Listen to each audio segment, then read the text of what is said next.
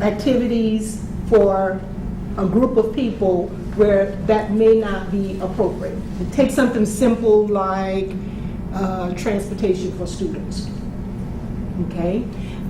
If I say everybody gets transportation, that may not necessarily be equal for, for students. So I see it in terms of establishing policy, establishing protocol, establishing thought in terms of a fair process. And then that process is used as you are working out various situations in a Socratic manner in terms of determining what's right for that particular situation based on the fact that here's the protocol. I want to get back to Dolores' initial comments when she said, do you have any comments? And so I briefly scanned the room and there were no comments. And I throw it out because all too often that is very typical of people in general, not just throughout the United States, but throughout the world. Obviously, all of us here have feelings and thoughts about this case, about social justice and others. But for some reason, when she asked the question, do you have any comments? Silence. And that is typical. But the irony of that is that until there is a crisis, when there is a crisis, then we begin to speak up. And that is reactive mode rather than the proactive mode. And that does not necessarily alleviate the problems that further escalate problems. What we call this kind of knee-jerk thing. And so I'm going to get back to her initial question. Do you have any comments? Because I know you have feelings and thoughts. And the reason I'm encouraging that, because all too often we don't speak up, we don't speak out. And we always like to say the ground rules of what Dr. Smile and I do is that you always have to be respectful and you always have to conduct yourself in a professional manner. That is our motto here. We're not here to escalate, we're not here to become activists, right? We just want to have an intellectual discussion of colleagues and friends, where if something's on my mind, I should feel in a respectful way that I can begin to share that with you. So you're not going to get off the hook today. I'm going to begin with Brian and do like teachers do. Your comments. I have questions, I don't have comments. Okay. Comments require a position on something. Sure. Go ahead. One question I have actually is, maybe our panelists can take a shot at defining or clarifying for me the behaviors or beliefs of white America versus black America. It's, well, in terms of the commentaries that were delivered here earlier. Exactly. I think it should. Can I go once, just add a little bit of something to your question, Brian, and rather than make it black and white, ethnic group versus ethnic group. That's not the terminology or the thinking that was presented. Mm-hmm. You're welcome to go that direction. Okay. Yeah. Yeah, I mean, that provided a lot of conflict for me. Because I think that Hispanic boy could be wearing a hood in a certain part of this country and be treated the same way. And that was or a Asian. What's happening in this country is a symptom of a much greater issue, and it's more than black and white. It just happens to be black and white. But there were so many things thrown out, you begin to ponder. O.J. Simpson, to me, is not a good thing to use because he used the system to some people to get off. Okay, so he got off. I mean, there's a lot of instances where there was an African-American athlete who killed somebody with his car on the causeway, MacArthur Causeway, and got off. He settled because he had the wherewithal. Now, if he were from the hood, it would have never probably happened that way. So there is different kinds of justice within each group that you might throw out, black, white, yellow, brown, whatever, dependent upon your social status within that group. There are some injustices that doesn't make any difference what your social status is with the black athlete or the black movie star or whatever who's in their Bentley or whatever and gets stopped, or a taxi won't stop for them. But there's I think the quietness is there was a lot to digest here. You know, and it depends on your reference points. There's places I've been in the country that you have not been. Like in Appalachia, where you're aware of your environment, the radical groups that are out there that you guys don't even maybe know about. I knew as a superintendent in Middletown, Ohio, that the town next to me was a stronghold for the Ku Klux Klan. But how many people knew that? And you got to look at where this took place with Trayvon, and that's a stronghold. And so you don't know how people are going to react to situations because they're influenced by certain factors. Do you see how many conflicts there are here? So comments take a while to come out with if you're going to focus on one thing and then go to the next and go to the next. But you start, my mind started going to a lot of places. You know, the Hispanic, Latino justice. What that maybe we haven't even heard about in Arizona or Texas or whatever. You know, maybe, I don't know, it depends on where you are in the country too. I think there was a great injustice done here. But I needed some time to digest all that was thrown out so that I, as somebody who's supposed to be educated, can help inform other individuals who would react to individual bits of information and start making judgments. You wanted You to know. say something? You had your hand. So, I mean, that's my comment. There's a lot to digest here. There is. A lot of conflicts. There's modifiers, equity and equal. There's certain modifiers that go along with equal and equitable. Well, I did want to say something, but I do agree because there are so many different things that come to my mind when we talk about this situation, and each one of you beautifully did it in a different way. As soon as Robert started talking, I was like, yeah, I remember exactly where I was, you know, when the O.J. Simpson trial, you know, took place, and it was completely, you know, divided by racial images and divided by racial lines. Then my mind went to, you know, because, you know, you were black, you know, we were trying to get the black man off, and, you know, it just seemed that we identified black versus white, and so it was a big thing because I was in college at the time. Then my mind also went to the fact that my sister is a nurse at Children's Hospital in Washington, D.C., and I thank Dr. Bailey for bringing the mother fact out of, you know, and recognizing that there is a mother who has lost a child regardless of the color. And my sister has told me there is no sound like the sound of a mother when she's lost her child. Yeah. That is colorless. And so there's a universal feeling that something needs to be done because this mother has lost her only child. So then you have emotion, what you can see, that comes out because of the fact that this is her only boy.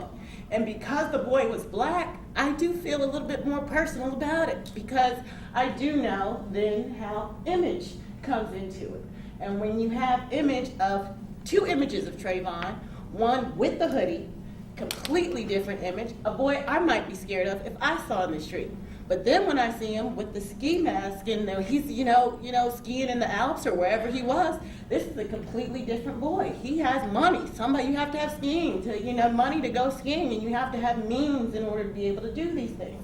So I got a completely different, picture of Trayvon. And so, your mind does race to so many different areas that it's hard to kind of articulate it, and how are you going to be able to articulate it, still sound educated, still sound professional, and not seem that you're just trying to push somebody to agree with your opinion. So that's kind of where I was. So hopefully This is very good, and I see the hands. There is no apology for feeling the way that you feel, because this is the sort of situation that will elicit that sort of thing. So if you have all these things going on inside of you, that is as it should be, because this is the kind of situation that we're dealing with. And then to be able to talk through some of these things is why we're providing this sort of platform, so that we can, Wayne, maybe see where we can make some inroads into something and make a difference. So to have all of this out here is not uncommon, and it's not something that we should make an apology for. It is what it is. Yeah. And so we need to just keep sort of unraveling it Yeah, but I until don't we think can there's make. any apologies here, but the comments, well, we want your comments. Sometimes you just need some time, and you need something to, I didn't give really any specific comments, I just said there's one, Well, yes, my you mind's did. all over the place. And so- Yeah, we think that's- you did. And that's fine. That's Okay. fine. That's part of the process. If I may, when I came today, and even when I heard about this, social justice, I took it more globally. Social justice for all. Whether you're white, black, whatever it is. It's being respectful of everyone's right. And I came from a communist country, so social justice there either. I mentioned my son is doing research, social justice in the Dominican Republic. And is defending the right. And yes, I agree, when you remain quiet, you become complicit to what is going on. Not speaking up No, for. that's not what I. Well, but That's not what I was saying. Now. But in a way, if you remain quiet, when you see something that is wrong and you remain quiet, you become complicit. I think we had a lot of information that we needed to digest and that's why I remained quiet at the beginning, because it took a different turn from what my thoughts on social justice when I came in. Before this, the three speakers presented their views. But I think that nothing hurts me more. Sometimes when you hear in the news the cry of the black mother when blacks are killing blacks in their hoods. Constantly, you hear that, it's almost in the news every day. And it is a group of blacks killing other blacks. So race had nothing to do with it. And that, and I remember the riots here back in the 60s and the 70s, and what they were damaging was their own neighborhoods. And I said, how sad. And that, once again, had nothing to do, maybe the trigger was a black and white thing, but then what they destroyed was their own neighborhood. I said, why? Why hurt yourself more rather than come out and do something positive? And that to me is very sad. And as I said, I hear the news every day, and it hurts me. And that's why the role of the mother is so important in the black culture. It's a matriarchal. No, but I'm saying it's more a matriarchal society, I think. It is a very powerful, the mother, the grandmother, for them that take care of their family, and you look up to them. And the news. Can I jump in? Yeah. I have to say that I responded also, when you put out the words black and white at the beginning of this discussion, I think, do you want to jump in, or should I finish up? Go ahead. Okay.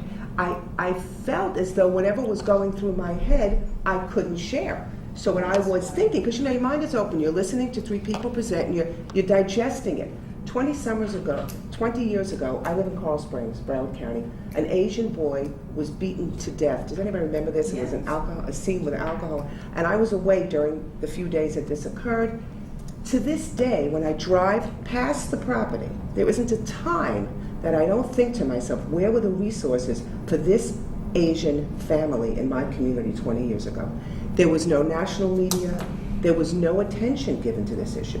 So again, we have to broaden this discussion to people with access, to people who don't have access. And I appreciate Wayne's comment that anyone in the industry, the entertainment industry, does not represent the ordinary individual from any cultural background.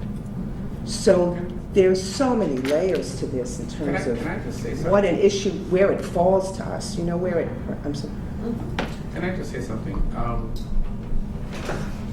The concepts Black America, White America, I introduced it because the wider discussion about Trayvon Martin has been reduced, and I say reduced advisedly, to Black America versus White America. But in my opening comments, I was suggesting that he's bigger than Black America and White Absolutely. America. But just the Right? language, Clyde, left us with. I know, but and so what we and like I said, if I can expand on the point a little bit, what we are experiencing now in the United States is not racism; it's racial tension, right? And as different racial groups seek to find their place in the sun in the United States, and as we try to negotiate around all of this, how do we talk about social justice? How do we distribute the social spoils equitably enough, right? And each racial group is fighting for its place, and it is causing the kinds of tension that we are experiencing. If I can address the issue of social justice, that in itself is almost nebulous, because who can we trust to administer the social justice, right? Because the Hispanics, they are asking for a certain kind of social justice. Who are they going to trust to administer that? The blacks, the whites, the Asians, whoever. I think that in attaining any semblance of social justice, there are some institutions into society that have to play an even more prominent role. I think that, despite what we might say, I think that the schools are playing a part when they seek to educate kids these days about issues of discrimination, accepting people for who they are, and so the schools are playing their part. I think that religious organizations will have to also jump into the fray and play their part in educating their congregants, in learning to accept people for who they are, not judging people in terms of color and so forth. The one institution that I worry about, and I still think that if they get their act together, that they can be very effective in this, is the media. I think the media is very incisive, but they can also be very, very coordinating in helping people to understand how they can get along. And so if the players in the media act a little bit more responsible, they can take us a far way in attaining social justice. I would hope that we are not going to depend on politicians, because they are so myopic. I should hope that we're not going to depend on the judicial system, because they can be tainted as well, because they are bedfellows with politicians. So we have to go in the wider society. We don't count on the news media. Well, As Jody Powell, remember, Yeah. spokesman for Jimmy Carter, once said famously in a seminar, "News is conflict, conflict is news." Exactly. Good news is not news. Voting issue. And I think It's divisive as And all it's- get it's- out, it's a- because that's what that particular column of our society does. it's so unfortunate, because here's what society has done to us, and I share just this little bit. Recently, I'm a fan of Good Morning America, right? And for 16 years, Good Morning America was second place in terms of media rating. Several weeks ago, the news was leaked on a Monday afternoon that Good Morning America has beaten the Today Show.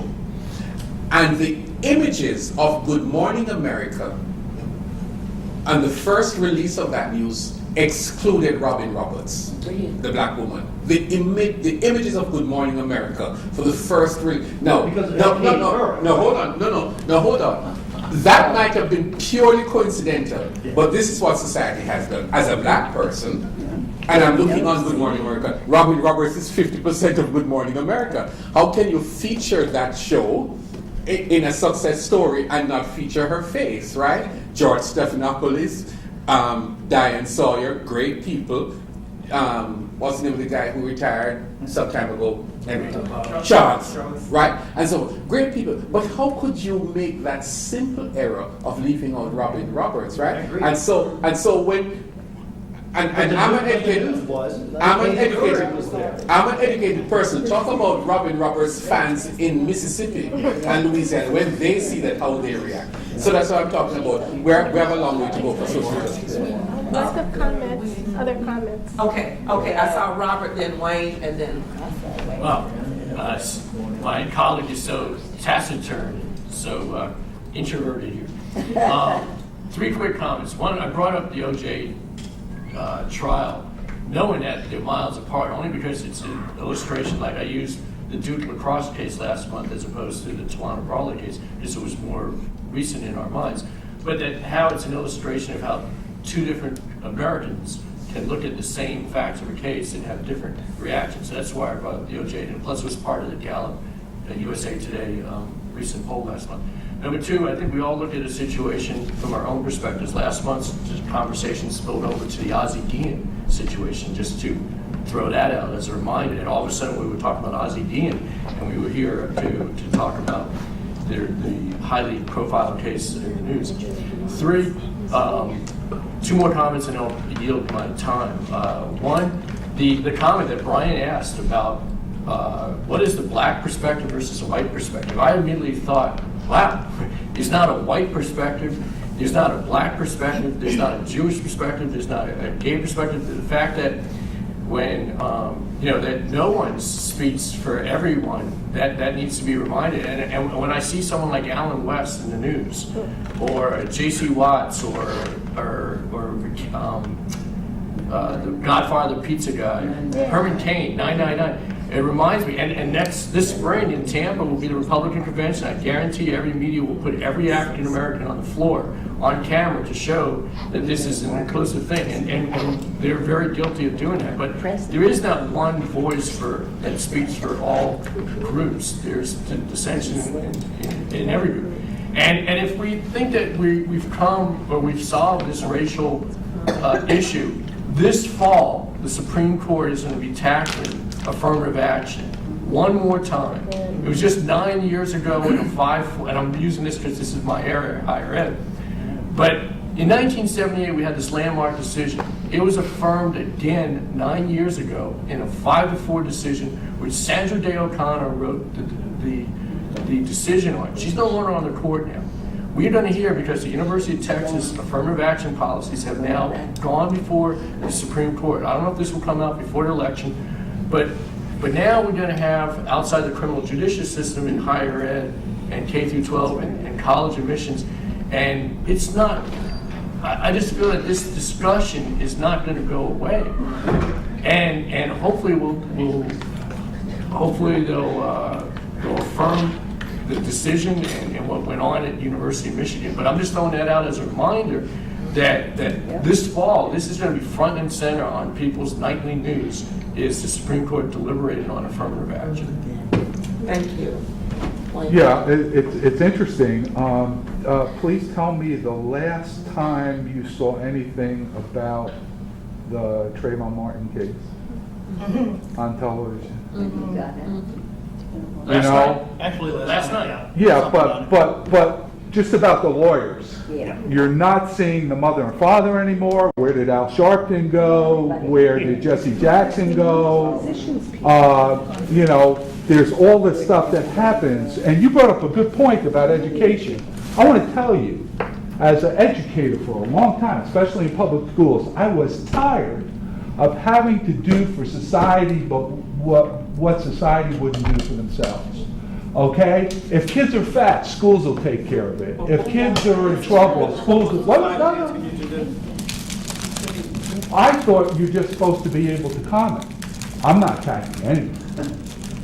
No, you were saying you were tired.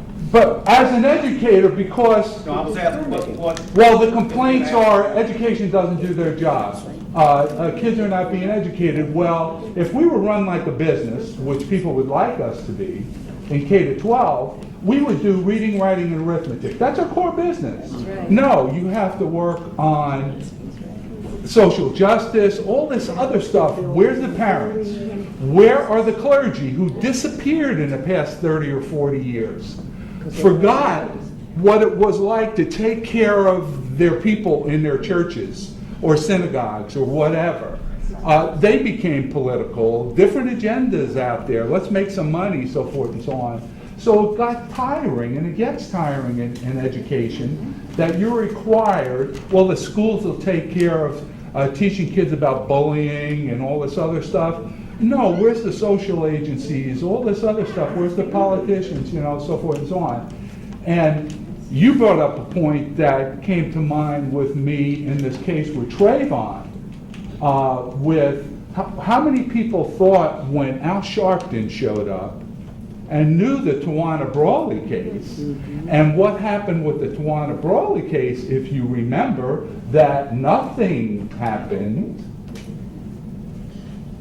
then I think Al Sharpton being there with people out there may have confounded the situation and people thinking that really there was an injustice done here by Zimmerman to Trayvon. I'm just sharing what the other side might be.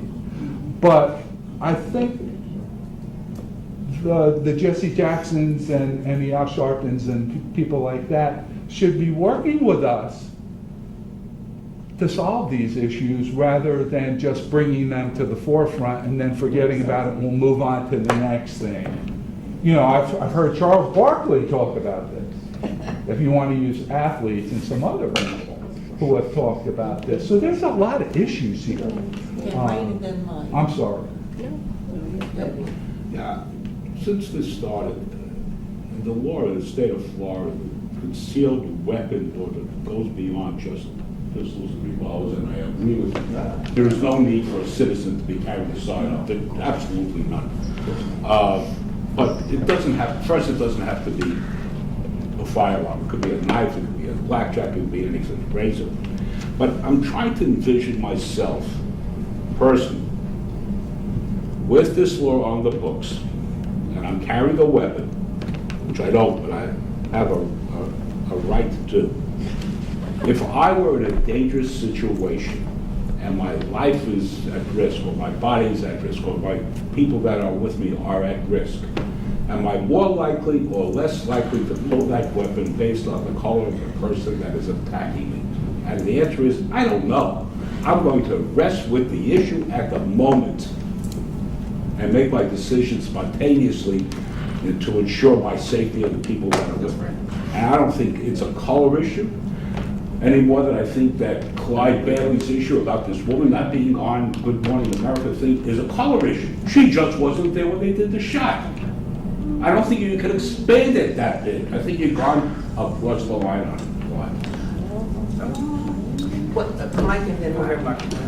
it. It seems to me, and as logical, educated people, I've heard that 5 or 6 times, you need to make the assumption that this wasn't a racial issue. And then we can approach it as, what is the issue then? Why are we approaching this with the emotion and with some with the logic and some with